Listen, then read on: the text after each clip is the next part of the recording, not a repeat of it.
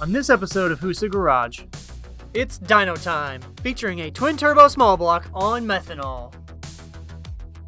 We'll introduce you to the unique engine that we have on our display stand. And Andrew does some R&D by building a prototype harness for a common engine swap. Alright, there's a really cool car here. I'm gonna go get Chris. Chris is editing things. Chris, we have a cool car on the dyno. Really? Yeah.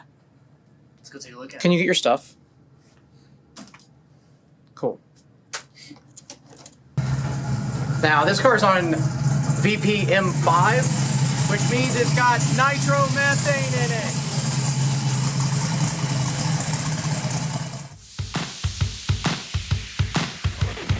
this is Nick Agostino's new Outlaw 10.5 Camaro.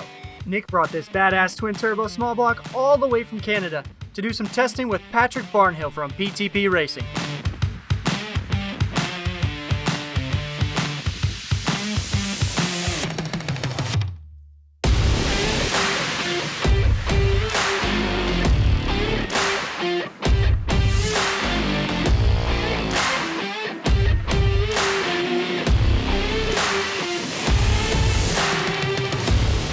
Alright, so it had the old wideband in it, and we're upgrading all of our new stuff from the Platinum series to the Elite series, which is tied up right there right now. So things are set up a little bit different. We don't do the powers and the grounds quite the same. The can high and low is a little bit different.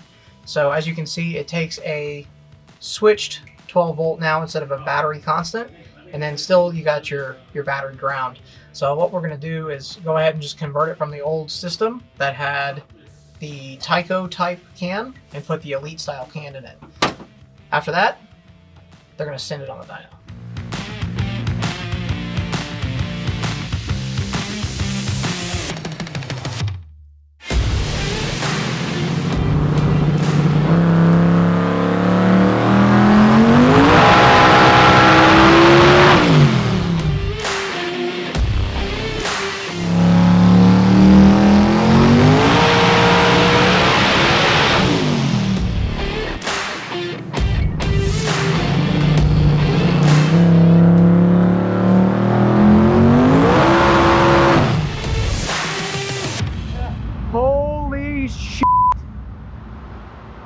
M5 is some serious stuff. My eyes are melting out of my head. That just reset the dyno record. 2736. Yeah, that's good. That's the new record. Badass.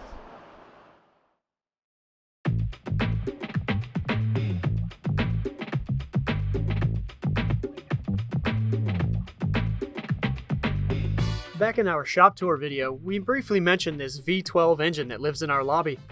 You may have seen it in our SEMA or PRI booth. Some of you may have even had a chance to hear it at an event.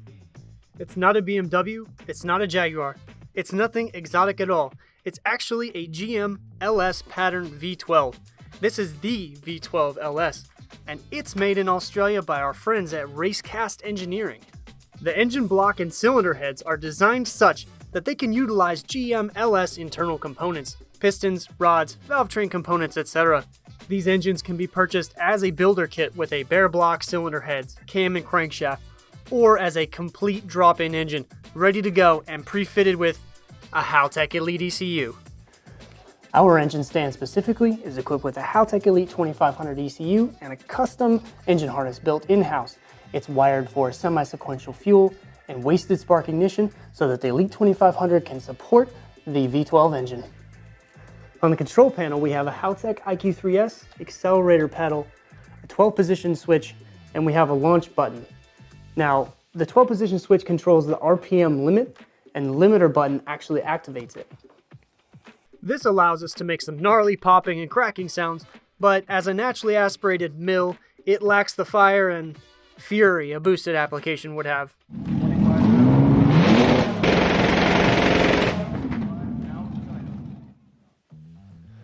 Andrew made these trick zoomies a few years ago just to give the engine some sort of finished exhaust system. But you'll notice that they don't have any wideband bungs, so they were never meant to be permanent. And we always wanted to do something that was a bit more challenging.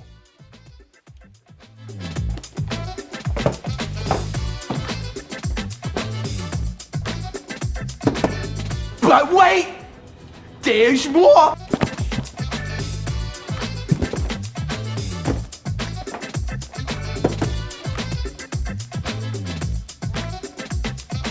This should be fun.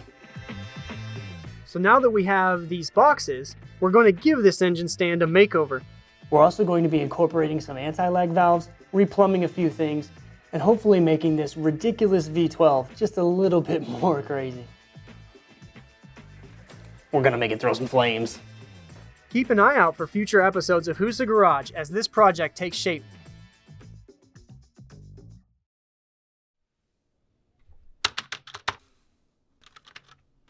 Oi. What are you doing? Editing things. If you want to call it that. We got something pretty cool at the shop, man. Just come check it out. All right.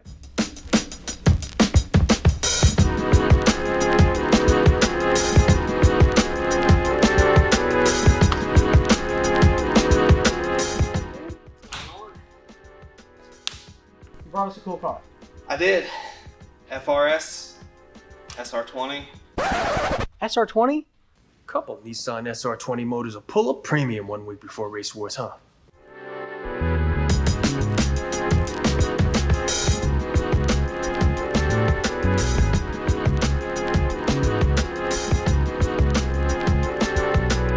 Well, that's really cool, man. I'm super stoked. We're going to do a custom install on this thing. So we don't currently offer just an off-the-shelf SR20 harness. So we're going to do a custom install on this dude, get it wired up, get it running, and then I believe you're taking it to Hal at Dynasty to get it tuned? That's the plan. Okay. Well, that's going to be really awesome. We're going to utilize a lot of cool functions. Definitely going to get the traction control going on this thing, boost control, all of your safety stuff as well, right? Definitely. Sick. I think it's going to be a pretty neat project. Let's get to something else. We started off working on this GT86 with the SR20. So we pulled everything that's going to be inside the car back in a separate direction, and then went ahead and brought out all of his other wiring out here. So what we're going to do is we're going to start off by laying it where it needs to go, putting tape markers on junctions, and then tape markers on where the wire needs to end or where the loom needs to end. That way, we can pull it back out of the car, or we can put it back up on our board and get it sorted out. One really interesting fact about this car is that it's actually going to be drive-by-wire. That way, you can use the factory drive-by-wire pedal to rock and roll with drive-by-wire. So let's take a look inside the car. All right, so inside the car here, we have a clutch switch, a wheel speed sensor in the back, a few fuel pumps. So we're going to use one of our trim knobs to actually be able to adjust things on the fly. This car should make about 500 horsepower. It's a 2.2 liter SR20 VET, so it actually has variable valve lift. So this thing can be a RPM monster along with making reliable horsepower. Let's get to it.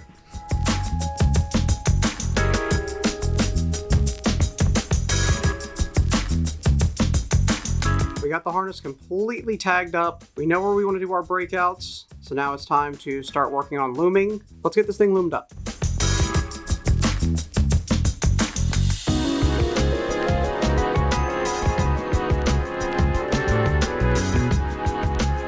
All right, guys. The harness is pretty much terminated. There's a few other things that we need to do. I want to show you guys the harness, where we're at right now.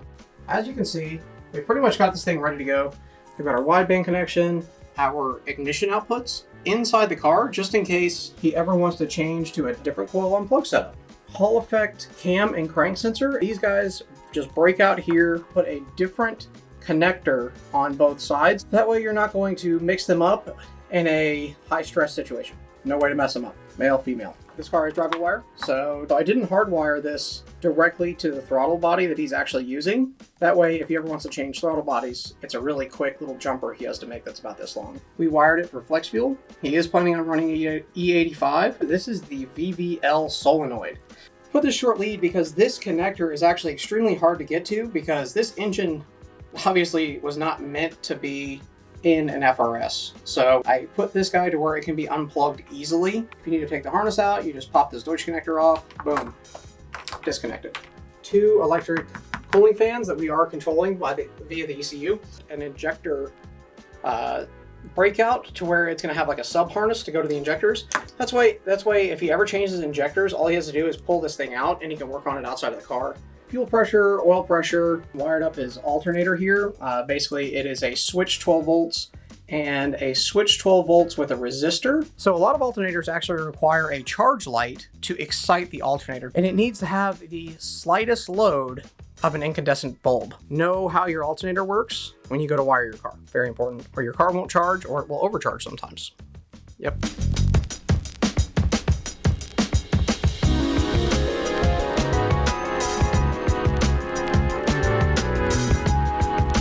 We are now pretty much done with this car. We're waiting on a couple things. We've actually been working on it. I've been slacking on videos. Sorry guys. I'm gonna take you through the car. Let's turn you around. Let's get into what we ended up with.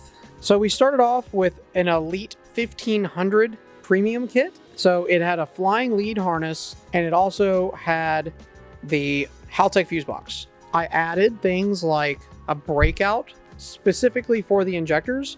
That way, if you ever change your injectors, it's way, way easier to change the plugs. Boost control, that's set up over here. Front wheel speed and rear wheel speed on this car. Pre-wired it for everything like fuel pressure, oil temperature. This car is full up. All of his inputs are being utilized. He does actually have a few spare outputs. He doesn't have to worry about anything.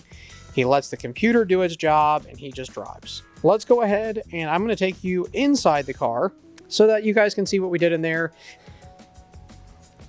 Okay, so what we ended up doing was replacing what he had here instead of the stereo grade distribution block that he was using. The issue with the stereo grade stuff is that it just uses a set screw to hold the wire and just kind of pinch it. Those set screws can rattle loose and back out. Let's get under the dash where we mounted everything. All right, so you guys can see the Haltech fuse box is here. You can also see that he's using an ARC module to control his power distribution. We did clean that up. We did add a ground distribution block under the dash. Also, we went from there to the engine block. The ECU, the wideband, and the CAN hub are all mounted actually on top of the transmission tunnel. And I put his buttons for his IQ3S dash right there. I also terminated this harness for one of our trim knobs. That's his touch panel there that controls that ARC module that you saw. Let's move to the back of the car now. His batteries right here, grounded the chassis and the fuel pumps right here. This right here controls all three of his fuel pumps. This is for the lift pump. This is for his main fuel pump. Auxiliary fuel pump is this guy right here. He's gonna add that down the road. What we've done back here is you can see it's set up for 2 pumps. He only has the one in here, but what I went ahead and did was wired it for 2. And used opposing plugs so that whenever he needs to change anything, there's no confusion on where things go. The wires are also labeled. That way, life's easy back here. We are waiting on one thing for this car. The owner of the car didn't set the cam sensor depth. So that's kind of important. If it's too deep, it'll come in contact with engine parts. If it's not close enough, it won't pick up. So he's gonna come here, he's gonna pull the valve cover off, we're gonna get it set for him, get the map loaded in, and then you guys are gonna get to hear this thing.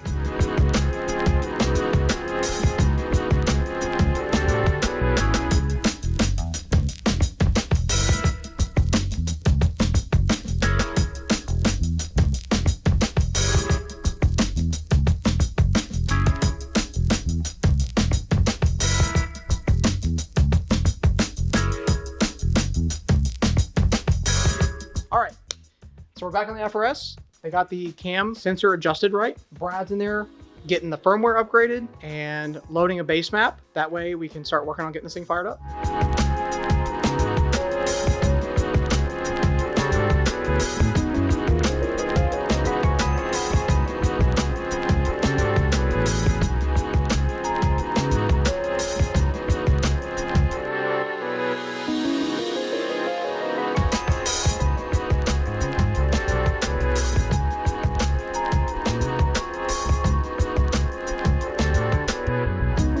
Got the base map loaded. We set the TDC offset with having an aftermarket trigger wheel. We did have to mess with it a little bit, so it was a little bit of a process. Got it going. Now it's time to start it up.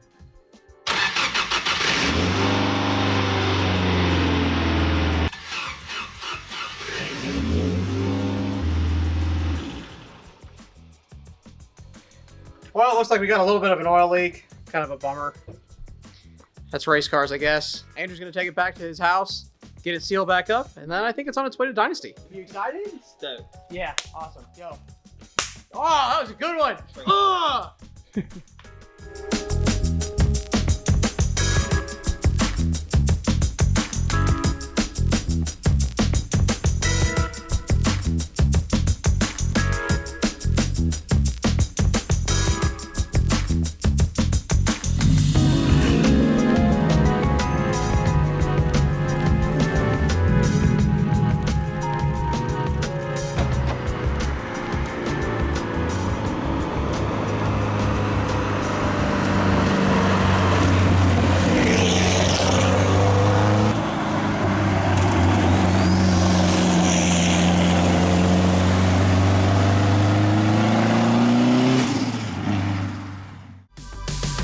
Let us know in the comments section what you liked and what you didn't like, and whether or not you think Haltech should make an SR20 terminated engine harness. Make sure you stay tuned for more videos in the series.